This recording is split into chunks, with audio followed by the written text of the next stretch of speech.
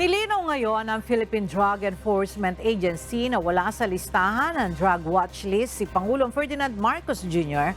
na taliwas sa naging pahayag ni dating Presidente Rodrigo Duterte. Sa opisyal na pahayag ng PIDEA, binigyan diin ito na hindi kailanman nakasama ang pangalan ni Pangulong Marcos Jr. sa National Drug Information System o NDIS mula nang ito ay maitatag.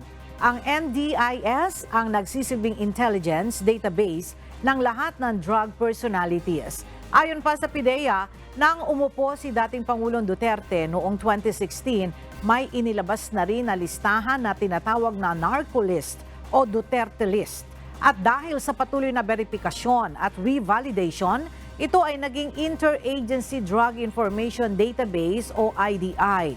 Wala rin nila rito ang pangalan ni Pangulong Marcos Jr.